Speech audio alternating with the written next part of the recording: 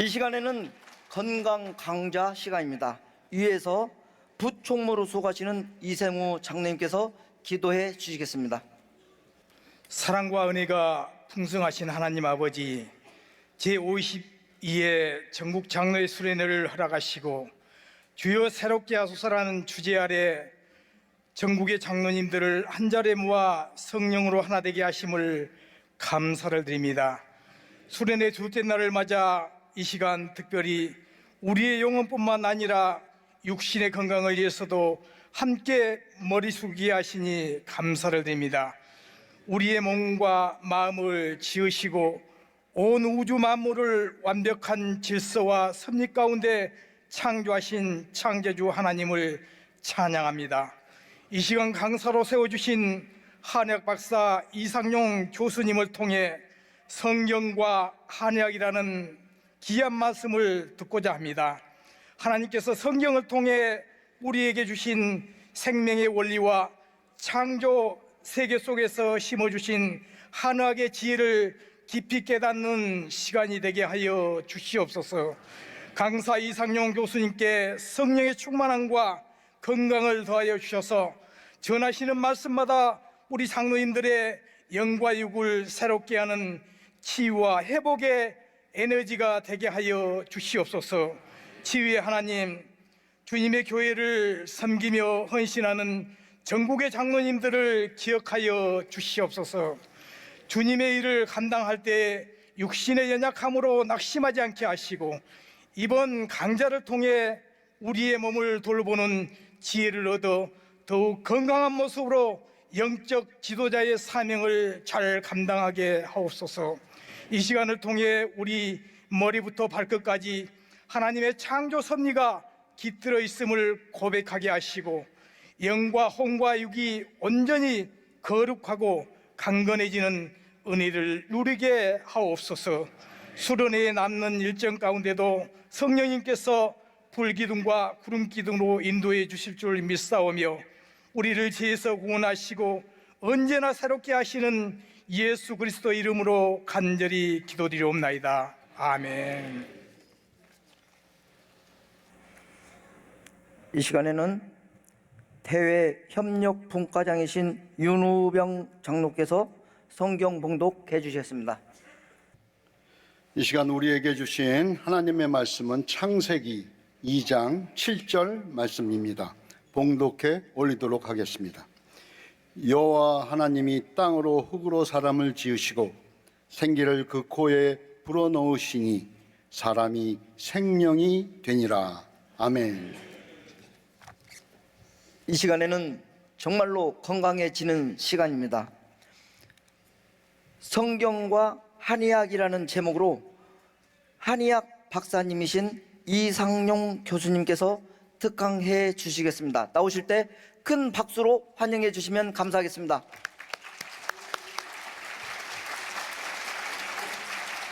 반갑습니다.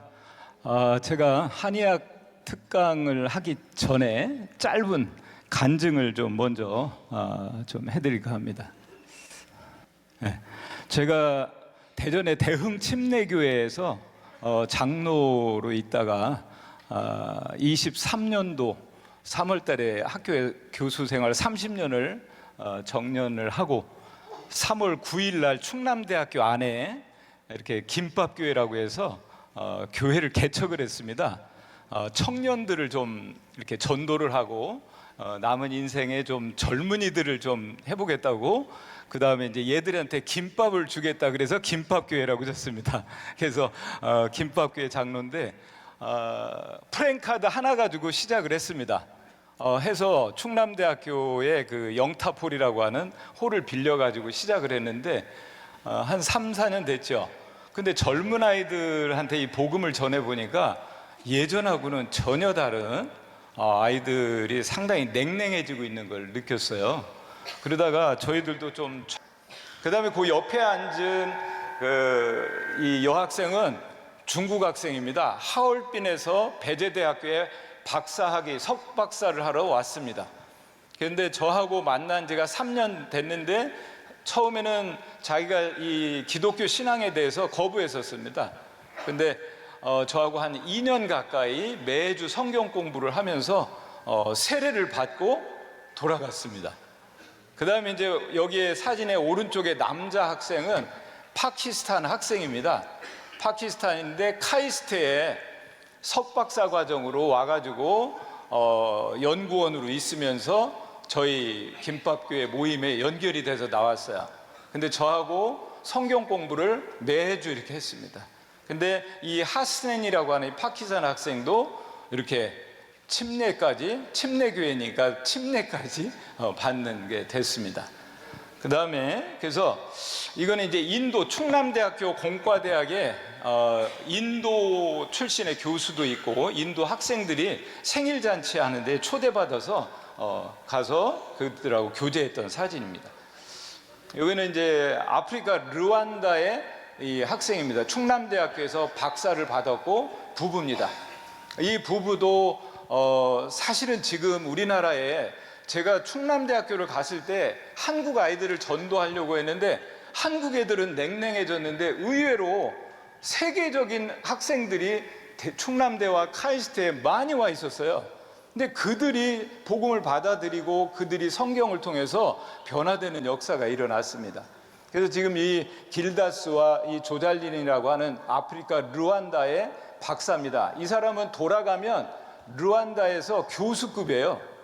근데 지금 아직도 한국에서 대전의 선화 성결교회 사찰 집사로 부부가 근무하고 있습니다. 교회에서 후원을 해줘가지고 자, 여기 학생들도 르완다에 1년 단기로 왔다 간 교환 학생들입니다. 저하고 성경 공부를 했고, 그 다음에 가운데 있는 여자분은 정신적으로 많이 힘들었던 분인데 저하고 성경 공부를 매주 하면서 변화가 됐던 그런 분입니다. 저희들이 충남 대학교 안에 영타포를 빌려서 하기 때문에 저희들이 이게 이 피자집을 통째로 빌려가지고 이 외국 유학생들을 피자를 먹이고 또 복음을 전하고 하는 일들을 해왔습니다. 그래서 지난주입니다. 지난주에는 파키스탄의 학생 하나가 예수님을 영접하고 침례를 받겠다고 그래서 계룡산 산 계곡에서 침례식을 하는 장면입니다. 지난주에 있었던 일입니다. 자, 제가 지금 성경 강좌, 건강 강좌를 하기 전에 저에게 우리 장로님들에게 이 말씀을 한번 전해드려야 되겠다라는 부담감이 좀 있어서 이걸 서두를 열었습니다. 지금 외국인 유학생 수가 22년도 자료입니다. 16만 명. 근데 지금은 20만 명이 넘어서고 있고요. 내년 이후로 30만 명까지 된다고 합니다. 여러분들이 주변에 대학교에 보면 아니면 주변에 보면 정말 이방의 청년들이 대한민국에, 그 다음에 저도 깜짝 놀랐던 것이 충남대학교나 카이스트 유학원 학생들을 보면 얘들이 한국어를 너무 잘합니다. 한국에 대한 동경을, 뭐 BTS 때문인지 어쩐지 한국의 문화에 대한 동경심 때문에 한국어들을 어느 정도는 해서 들어와요. 그리고 이 아이들이 한국에 살고 싶어 합니다. 근데 이들이 복음을 전할 수 있는, 저는 그래서 우리 제자 터키에 가 있는 이용섭 선교사가 많은 한국에 올 때마다 저희들 모임에 오는데, 교수님, 터키에서는 복음 전하기가 정말 어렵습니다. 근데 터키에 한국에 온 아이들은 마음껏 전합니다. 저희들이 밥 좀 사주고 뭐 데리고 뭐 집에서 좀 이렇게 같이 생활도 해주고 그러면 이 아이들이 놀라운 변화들을 일으키는 걸 볼 수가 있습니다. 그래서 지금 선교단체 보고에 의하면 우리나라 대학교의 젊은 학생들의 복음화율은 80년대 20%였는데 지금은 채 3%가 안 된답니다. 저도 대흥 침례교회 한 4,000명 모이는 교회인데, 죄송한 표현이지만 다 연세가 많으신 분들이 많고 대학부를 폐쇄를 다 했어요. 젊은이들이 자꾸 교회에서 없어져서. 그래서 제가 캠퍼스에 들어가서 느꼈던 것도 그렇고, 근데 공교롭게도 지금 외국의 유학생들이 한국의 캠퍼스에 오고 있고 또 교회에도 이렇게 발을 들이고 있는 일이 있습니다. 자, 그래서 이게 김밥교회, 유튜브에 보면 김밥교회라고 저희들이 올려놓고 있습니다. 거기 보면 외국인 학생들의 활동상도 있고, 여러분들이 구독, 좋아요도 해주시고 한 번씩 보시면 도움이 될 겁니다. 제가 오늘 강의 드릴 거는 성경과 한방 이야기라고 그래서 제가 국민일보사에 한 3, 4년 칼럼을 계속 쓴 적이 있어요. 그걸 모아놓은 책이 성경과 한방 이야기. 그 다음에 이게 이제 한 30년 지나니까 이렇게 좀 증보판을 해서 내 몸을 살리는 뭐 55가지 건강 습관. 근데 뭐 책을 사실 필요도 없고 광고하는 게 아닙니다. 오늘 저는 이 책을 살 필요도 없는 에센스만 여러분들에게 전달해 드리도록 하겠습니다. 자, 이 사진에 보시면 왼쪽이 신부님인데 왼쪽에 있는 신부님입니다. 이 김병두 신부라는 분이에요. 제가 한의과대학을 한 30년 있다 보니까 한의대에는 치과의사, 의사, 또 뭐 교수 이런 분들이 한의대를 이렇게 편입을 해서 오세요. 6년인데 본과 1학년, 그러니까 3학년에 시험 봐가지고 오는데 한 3명 뽑으면 막 300명씩 옵니다.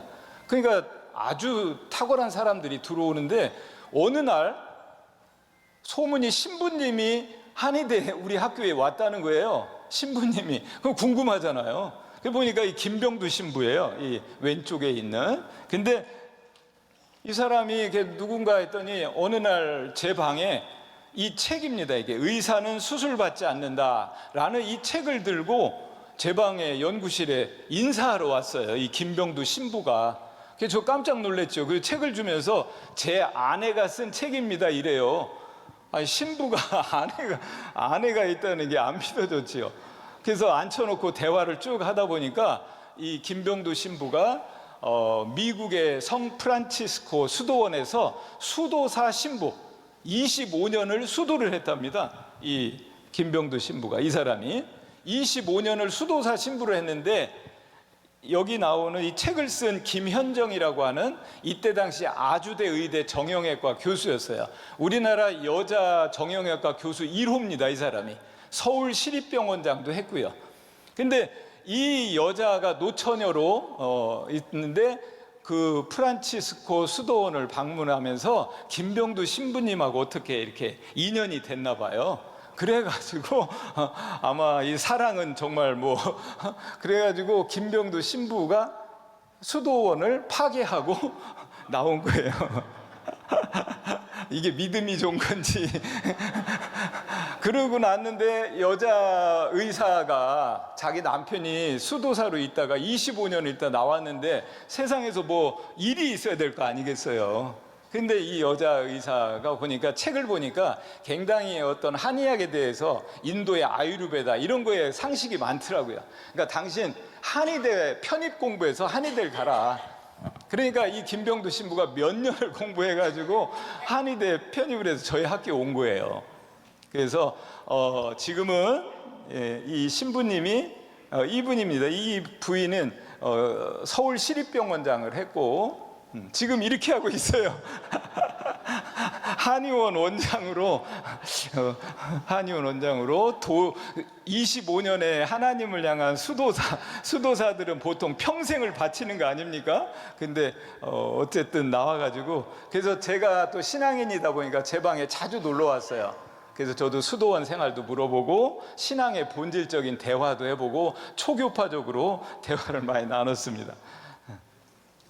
이분은 경희의료원의 정형외과 전공을 하셨고 그 종합병원에서 디스크 전문 수술하셨던 정형외과 의사분이세요. 근데 이분이 쓴 책입니다. 책 제목이 디스크 권하는 사회. 좀 이상하죠? 디스크 권하는 사회.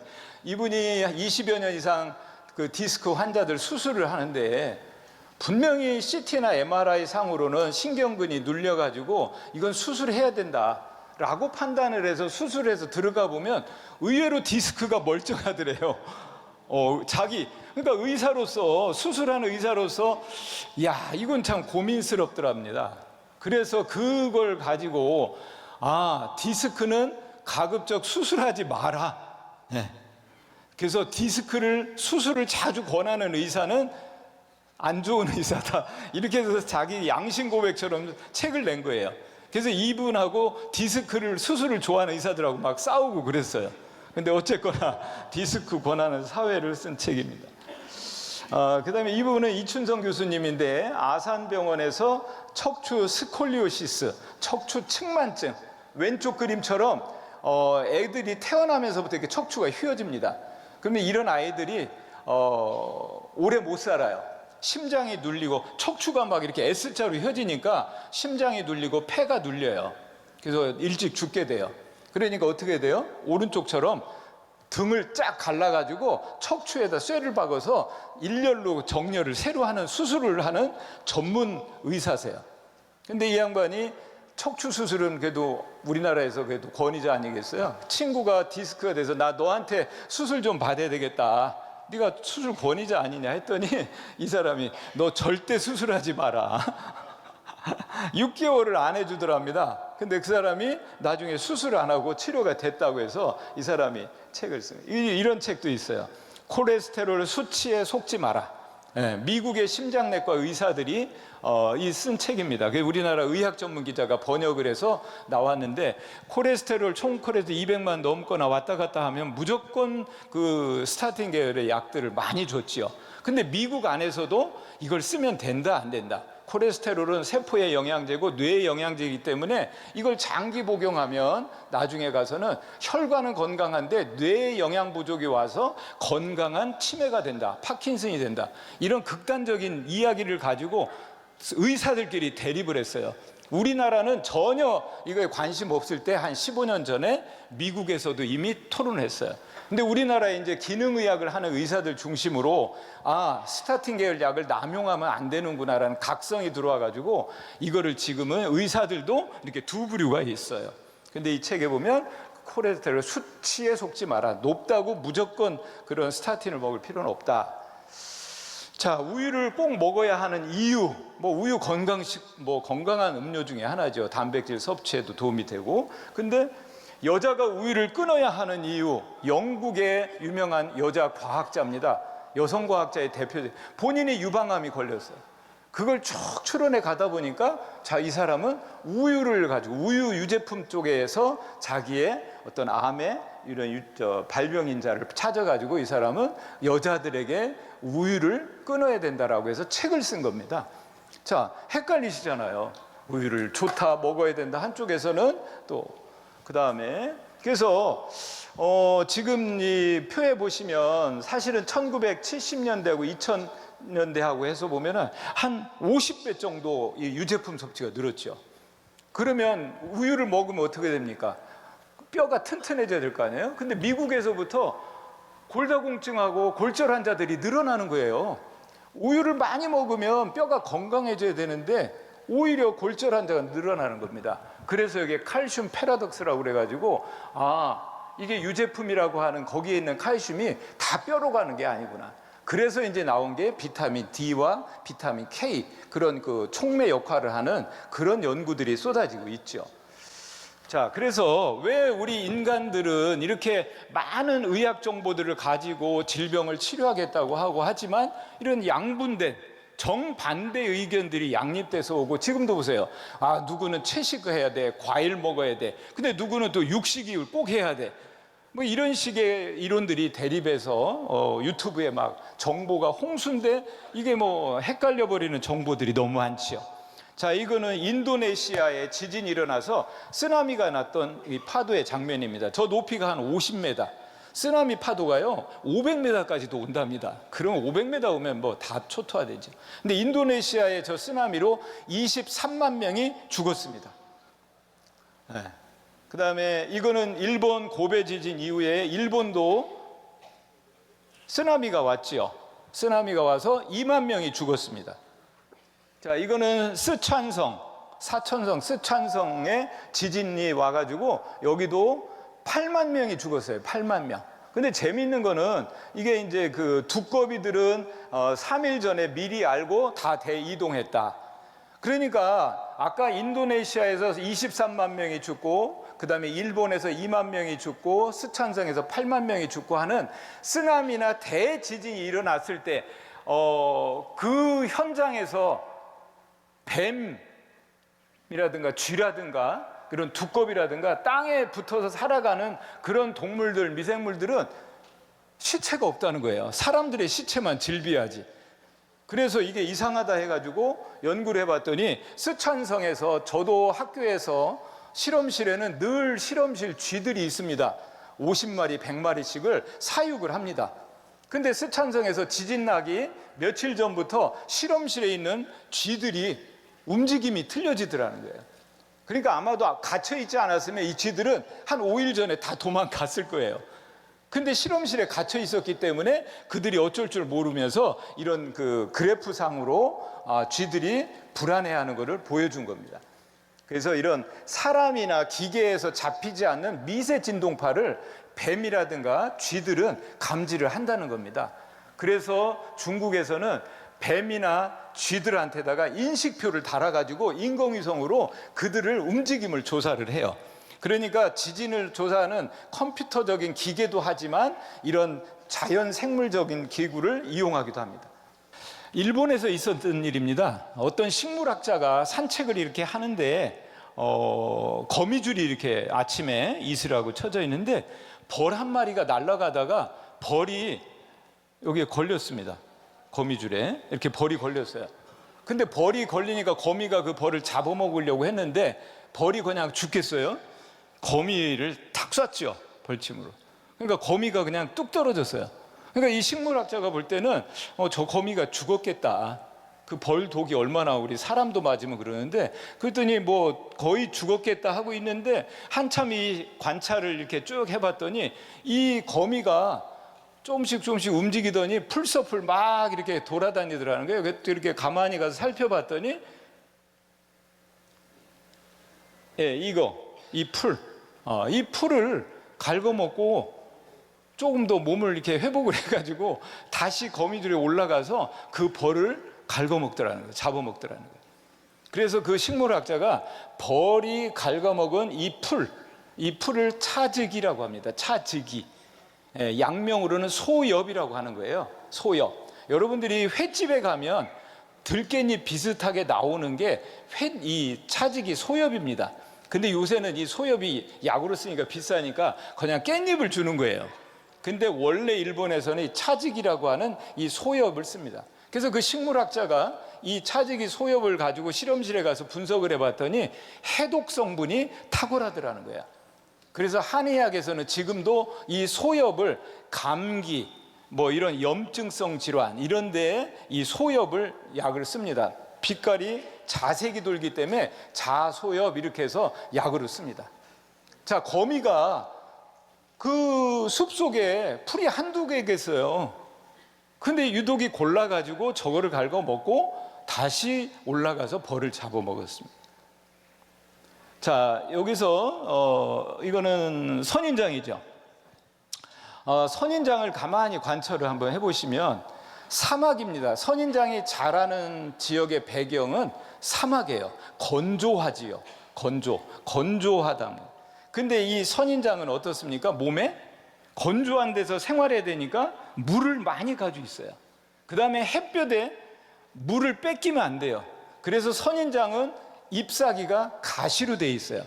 체표 면적을 가장 작게 만들고 하고 있어요. 그래서 몸통에다가 물을 많이 가지고 있습니다. 그래서 건조한 사막에서 생명을 유지하는 선인장은 물을 많이 가지고 있어야지 살아갑니다.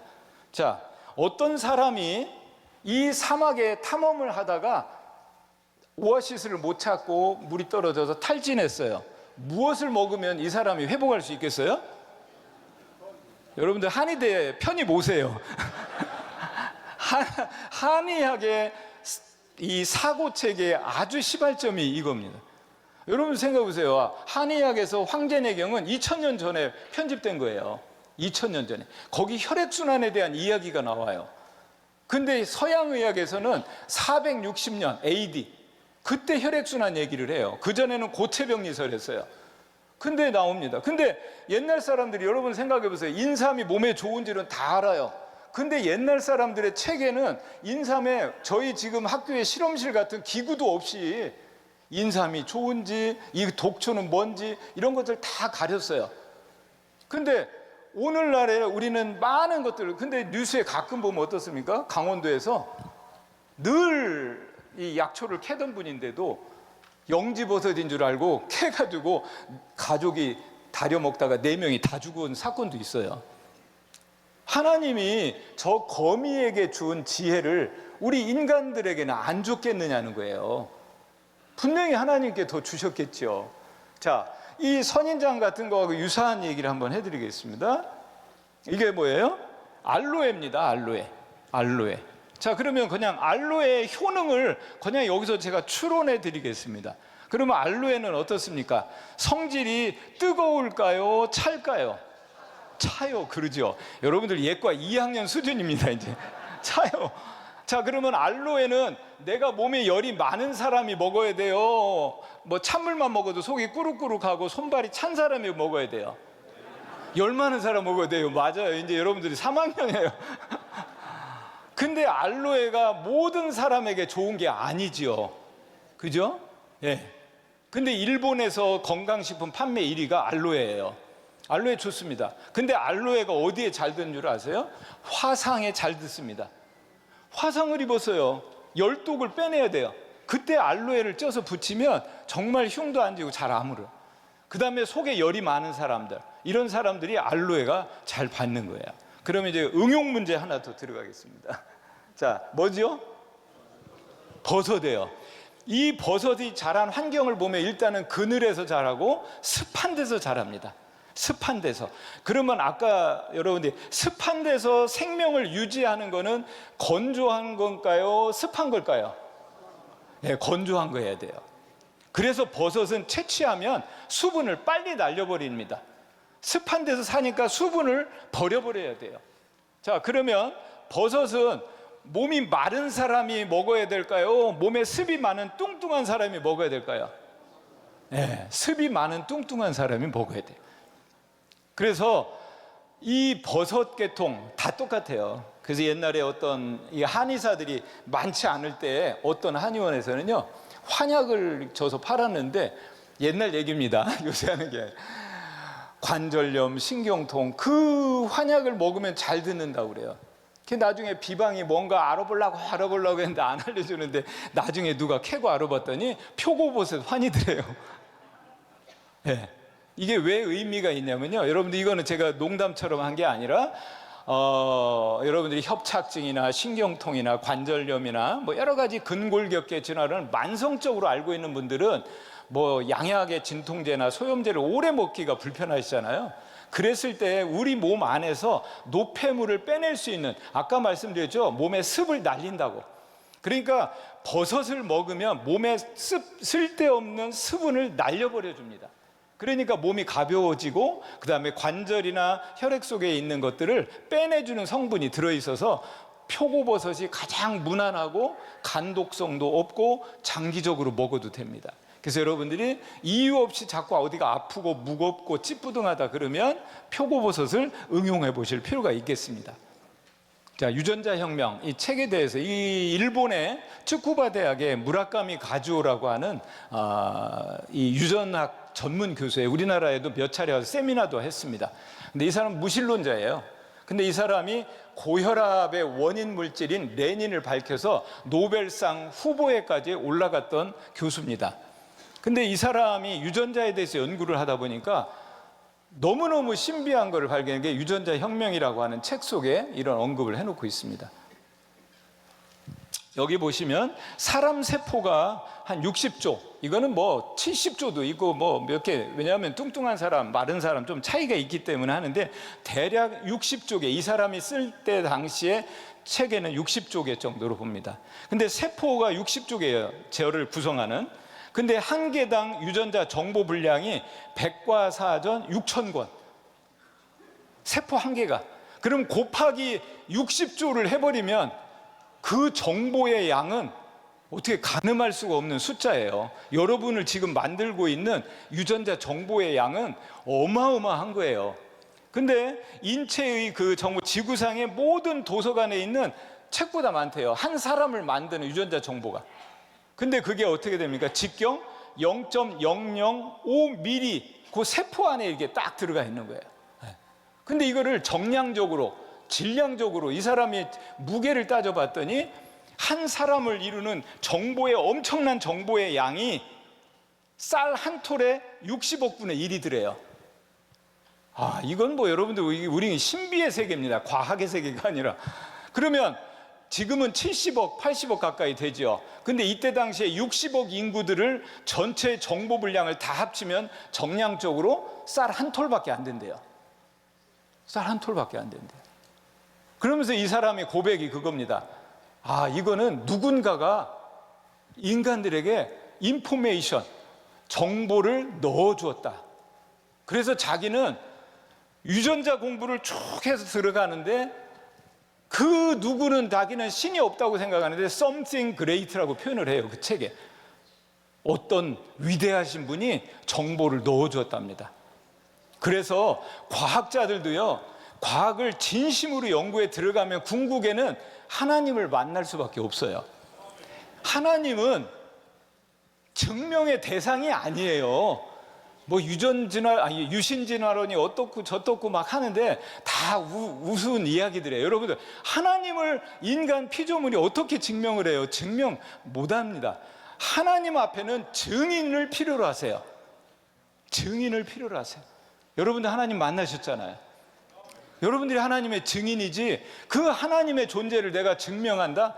아니요.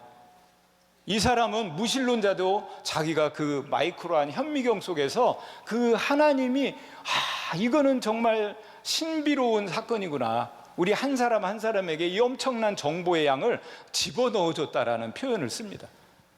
그 속에 아까 저 거미가 그 차지기 소엽을 알아본 것처럼, 그 다음에 아까 제가 그냥 건너뛰었지만 이 철새들이 몇만 킬로미터를 내비게이션도 없이 정확하게 찾아갑니다. 그래서 그 과학자들이 연구를 해보니까 그 철새들의 이 뇌 속에 송과선 안에 크립토크롬이라고 하는 자성 물질이 있어가지고 지구에 자기장하고 이게 교류를 하면서 몇만 킬로를 정확하게 간답니다. 연어들도 어때요? 우리 삼척이나 고성 이런 데 계곡에서 그 자라난 치어들이 북태평양까지 갔다가 알을 낳기 위해서 자기가 태어난 곳을 정확하게 찾아옵니다. 이건 다 하나님이 모든 창조물, 피조물 가운데 이미 넣어준 정보라는 거죠. 그래서 우리 사람들 속에는 이런 인포메이션 시스템, 정보 시스템이 있고 그다음에 에너지 시스템이 두 가지가 작동을 하고 있습니다. 자, 그래서 그 정보 중에 제가 이제 오늘 건강 강좌고 여러분들에게 어떤 팁을 주셔야 되기 때문에 가장 쉽고 가장 과학적이고 한 거를 이제 연진술입니다. 연진술. 연진술. 이게 뭐냐면 이게 코카콜라죠. 사람이 하루 동안에 자기 입 안에서 나오는 침의 양이 코카콜라 한 병 정도 나온답니다. 믿어지세요? 1.5리터가 나와요. 근데 일본에서 사실은 그 선조 때 임진왜란 때에 일본 애들이 한국에 와서 동의보감을 원본을 다 가져갔어요. 근데 일본 애들은 이런 걸 가져가서 그냥 어디 박물관에 처박아 놓는 게 아니라 다 연구를 합니다. 근데 걔들이 이 연진술을 연구를 했어요. 연진술을. 그래가지고 뭐냐면 연진술이 딴 게 아니에요. 침 삼키는 거예요. 침을 삼키는 거예요. 그래가지고 일본에서는 어려서부터 음식을 씹는 법을 가르칩니다. 그 다음에 저작협회라는 게 있어서 음식을 씹어서 침을 많이 나오게 해서 삼키는 그 가장 기초적인 양생법을 가르치고 그거를 과학적으로 연구를 해놨다는 거예요. 이걸 보시면 이게 활자지요. 활력. 여러분들 활력 있으세요? 활력. 액티비티. 활력. 그 활자를 파자로 분석하니까 어떻게 돼요? 물수의 혀설자지요. 혀에 있는 물이 활력수라는 거예요. 여러분들 감기 걸리거나 당뇨 앓고 계신 분들 보면 입이 자꾸 말라요. 그 다음에 어린 애기들은 입에서 침이 좔좔 흘러요. 하루 종일 흘려요. 근데 노인이 될수록 어때요? 입이 말라요. 활력이 없다 소리예요. 그래서 노화, 이 사람이 늙는다는 것을 제가 가장 쉽게 정리해 드릴게요. 노화는 뭐 복잡한 의학적 얘기 떠나서 몸의 수분이 말라가는 과정이 노화입니다. 몸에서 수분이 빠져나가는 것을 노화라고 그래요. 그래서 여기 계신 어르신들이나 뭐 장로님들은 내 몸의 수분의 양을 잘 붙잡고 있게 만드는 것이 건강의 가장 기름길이세요. 예.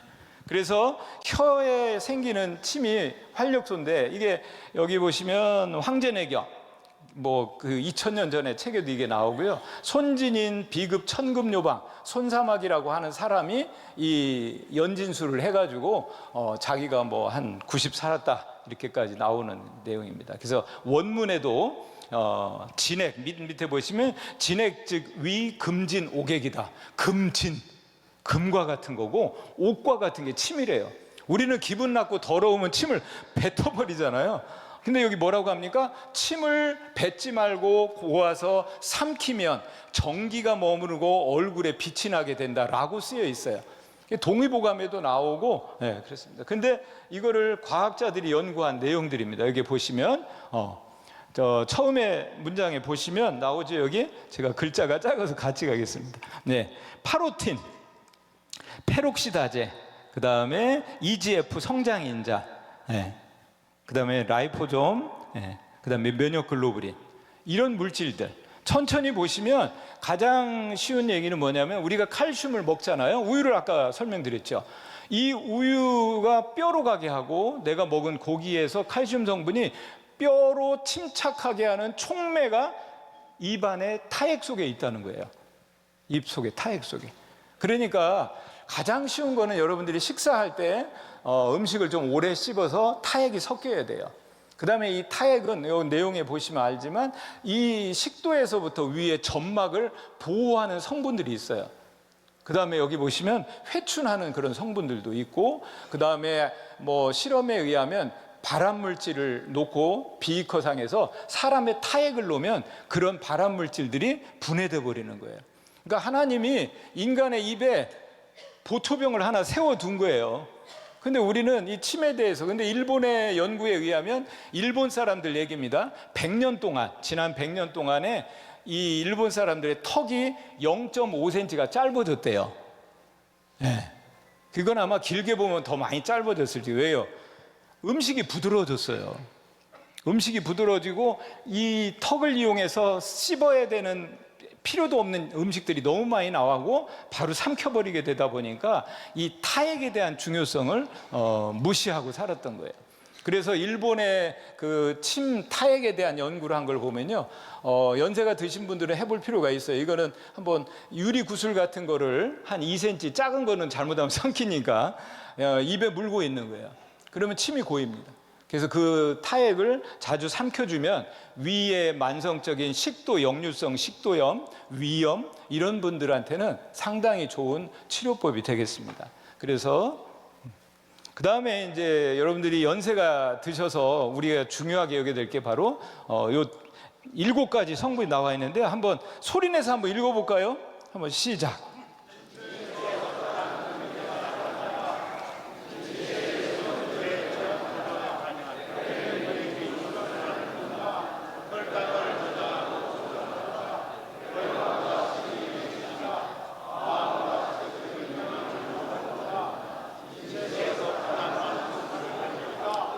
네.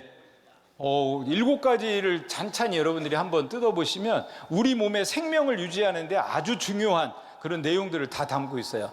제일 중요한 게 여기 보시면 신경과 혈관의 집이다. 이게 근육이라면요, 신경과 혈관이 근육 속에 이렇게 지나가요. 그러면 근육이 말랐어요. 그러면 나이가 들고, 그 다음에 몸에 수분을 많이 가지고 있는데 노화가 되는 게 뭐라고 그랬어요? 수분이 빠지는 걸 노화라고 그랬어요. 근육이 위축이 돼요. 그러니까 뭐 하루에 1%씩 뭐 어떻게 한다 여러 얘기들이 있잖아요. 근데 물이 빠지는 거예요. 그러면 어떻게 됩니까? 혈관 신경이 엔트랩, 포착이 돼요. 그래서 연세가 드신 분들이 자꾸 아프고 저리고 이런 현상들이 오는 게 뭐다? 근육 속에 혈관 신경들이 지나가고 있는데 이게 엔트랩, 포착, 눌려버리는 거예요. 자, 그래서 근육을 막 알통을 키우는 이게 아니에요. 근육은 어린아이들 근육이 가장 좋은 거예요. 부드럽고 탄력성 있는 근육. 그러니까 이거는 여러분들이 금방 회복하실 수가 있어요. 막 가서 무거운 거 들고 이렇게 하실 게 아니라 오히려 그런 근육 운동을 해놓으면 근육이 긴장에 대해서 짧아져서 관절 사이가 좁아져요. 그러니까 적당히 하시는 게 좋고 오히려 요가나 스트레칭 같은 것들이 더 현명합니다. 자, 그래서 이 그림 보시면 우리 몸에는 한 600개의 근육들이 이렇게 있어요. 그게 관절을 만들고 우리 자세를 유지하고 하기 때문에 여러분들이 근육 유지를 위해서도 신경을 써주셔야 되고. 자, 그래서 수승화강, 한의학의 가장 중요한 것이 바로 이 수승화강입니다. 살아있는 나무를 한번 상상해 보세요. 살아있는 나무는 바닥에서 물을 끌어올립니다. 그 다음에 위에서 태양의 빛을 받아서 광합성을 해서 영양물질을 체관을 통해서 내려보내요. 수가 이 물관을 통해서 올라오고, 이게 살아있는 나무. 죽은 나무는 어때요? 물을 못 빨아 올립니다. 이 생명의 나무처럼 사람에게도 어떻다? 수기가, 자연의 이치는 물은 위에서 아래로 떨어져요. 그 다음에 태양은 어떻습니까? 불을 우리가 피우면 밑에서 올라가요. 그런데 여기서 살아있는 생명체는 어떻다? 수기가 올라오고 화기가 내려와야 돼요. 그래서 발과 배는 따뜻해야 되고 머리는 차야 됩니다. 그게 바로 여기 이 말입니다. 두문앵통이요 복무열통이다. 그래서 여러분들이 이제 연세가 드시면 우리가 먹는 영양제, 음식 이런 것들도요, 흡수율이 현격하게 떨어집니다. 그래서 여러분들이 특히 무엇보다도 복부의 온도. 자, 보십시오. 제가 사과 하나를 먹었어요. 그럼 사과가 생것이잖아요. 이 생것이 나한테 흡수가 되려면 효소화를 거쳐야 돼요. 그러면 효소화를 거친다는 게 뭐냐면, 쉽게 설명드리면 콩을 갖다가 청국장을 만들면 효소화가 된 거예요. 우유를 발효하면 야구르트가 된 거예요. 네. 그래서 사람은 그 콩이 청국장 되려면 40도 가까운 온도가 필요해요. 그 다음에 어떻습니까? 우유가 야구르트가 되려면 40도 가까운 온도가 필요해요. 여러분과 제 몸의 위장이 38도까지 내부의 온도는 높아져야 돼요. 그래야지 뭐예요? 음식을 먹은, 찬물을 먹든 사과를 먹든 날것을 먹은 것이 어떻게 된다? 이 온도에 의해서 효소화가 돼요. 이해가 되시죠? 그래서 배에는, 그러니까 식사하고 막 냉커피 마시고 안 좋습니다. 연세가 드실수록 어때요? 내장의 온도를 높여주는 음식들을 골라서 드셔야 돼요. 그게 뭐가 있겠어요? 향신료, 마늘, 생강, 파, 이런 것들은 우리 몸에 들어와서 열을 만들게 됩니다. 그게 바로 두문앵통이요 복무열통이다. 배는 따뜻하면 병이 없어지는 현상입니다. 그래서 여러분들이 뭐 밤에 주무시다가 자꾸 소변 보러 가고 깨고 숙면이 안 된다 그러면, 저는 여름에도 여러분들이 수면 양말을 꼭 신어서 발을 따뜻하게 하셔야 돼요. 배를 따뜻하게 하고 발을 따뜻하게 하시면 여러분들의 삶에 있어서 달라진 것을 좀 느낄 수가 있을 겁니다. 네, 여기까지 하겠습니다. 예. 자, 감사합니다.